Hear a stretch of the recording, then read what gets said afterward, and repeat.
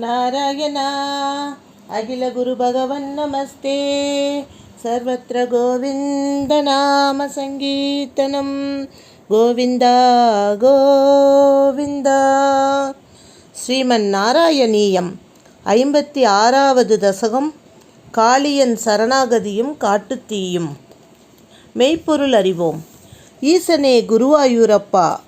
இவ்வாறு பகவான் காளியனின் தலைமேல் வெகுநேரம் நர்த்தனம் செய்தார். அப்பொழுது பகவானது குண்டலங்கள் மிக அழகாக அசைந்து ஆடின. விண்ணிலே வானவர்கள் துந்துபி முதலிய வாத்தியங்களை முழக்க தேவ மாதர்கள் எல்லாம் இனிமையாக பாடினராம். எல்லோருடைய பாவங்களையும் போக்கும் ஹரியே, இக்காளியனுடைய எந்த தலைகள் வணங்குகின்றனவே அவற்றை விடுத்து மேலே உயர்த்திய தலைகளில் பகவானுடைய திருவடி கமலத்தை வைத்து மிதித்து நிற்க இந்த இடத்திலே நாராயண பட்டதிரி நமக்கொன்றை உணர்த்துகிறார். காளியனின் எந்த தலைகள் வணங்குகின்றனவோ அவற்றை பகவான் ஸ்ரீகிருஷ்ணர் தொந்தரவு செய்யாமல் விடுத்து விட்டாராம். நாம் எப்படி இருக்க வேண்டும்? பகவானை சரணடைந்து வணங்க வேண்டும் என்று குறிப்பிடுகின்றார். மேலே உயர்த்திய ஆணவம் கொண்ட தலைகளில் மட்டும் பகவானுடைய திருவடி கமலத்தை வைத்து மிதித்தாராம் ஸ்ரீகிருஷ்ண பகவான்.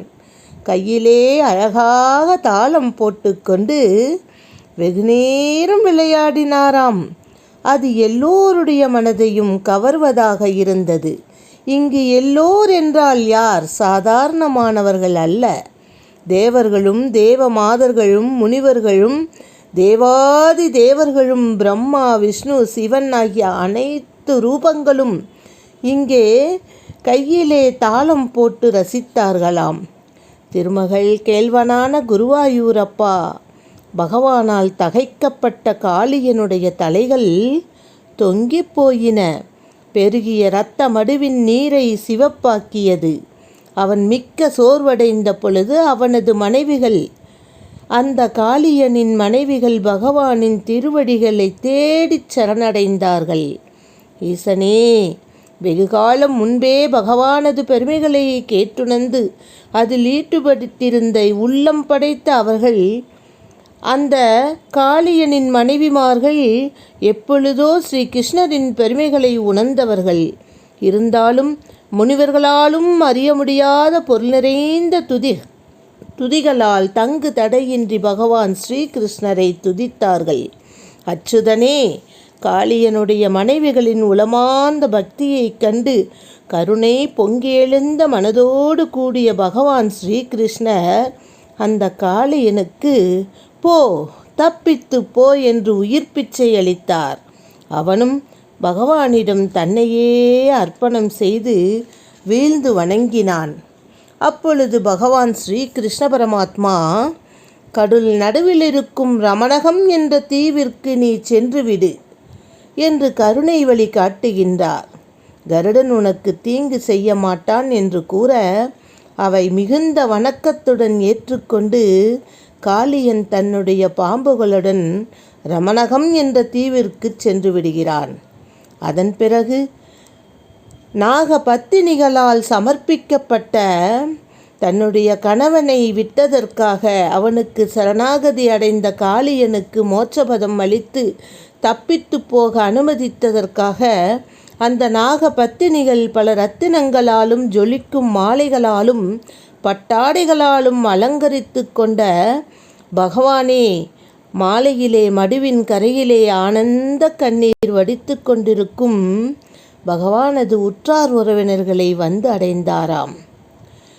கடலுக்குள்ளே காளியனின் தலைமேல் நடனமாடிய ஸ்ரீ கிருஷ்ணர் நாகபத்தினிகளால் சமர்ப்பிக்கப்பட்ட அத்தனை ஆபரணங்களுடன் உற்றார் உறவினரை வந்து அடைந்ததும் எப்படி இருந்திருக்கும் கோகுலம் நினைத்து பாருங்கள்.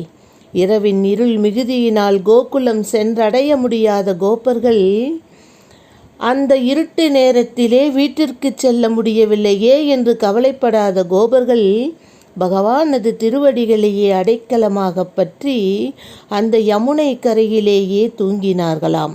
அப்பொழுது நாற்புறமும் காட்டுத்தீ சூழ்ந்து கொண்டதாம். என்னடா இது, அடுத்தடுத்து சோதனைகள் வந்து கொண்டே இருக்கின்றன. பகவானே ஆனாலும் அவர் மனித உரு தாங்கி வந்ததனால் நாம் அனுபவிக்கும் அத்தனை கஷ்டத்தையும் அவரும் அனுபவித்தார்.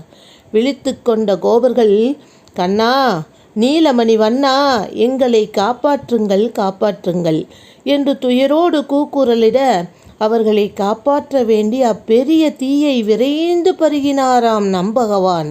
இதில் என்ன வியப்பு? இந்த தீயே பகவானின் திருமுகம்தானே, பகவானின் திருவாயிலிருந்து உண்டானது தானே இந்த தீ. இதை உங்களால் உணர முடிகிறதா? பிரபுவே, தீயில் முன்பு நிறத்தால் மட்டுமே பீதம் பட்டு பீதாந்தரம் மஞ்சளாக இருந்தது. ஆனால் இப்பொழுது செய்கையாலும் அந்த தீயையே பகவான் பருகியதால் உடல் முழுவதும் பீதத்துவம் பெற்று விளங்கியதாம் என்று கோபர்கள் மிக்க மகிழ்ச்சியோடு பகவான் ஸ்ரீகிருஷ்ணரை போற்றினார்களாம். ஸ்ரீஹரியே, எனது பாவங்களுடன் நோயையும் போக்கி அருள வேண்டுகிறேன் என்று நாராயண பட்டத்திரி தன்னுடைய நமஸ்காரங்களையும் தெரிவிக்கின்றார். இங்கு பீத என்ற சொல் மஞ்சள் நிறம் என்றும் பருகுதல் என்றும் இரு பொருள்படும்பது சிலேதியாக அழகாக நம் நாராயண பட்டத்திரி தன்னுடைய இலக்கண இலக்கிய அறிவை இங்கே நமக்காக எடுத்து இயம்புகின்றார். ராதே கிருஷ்ணா.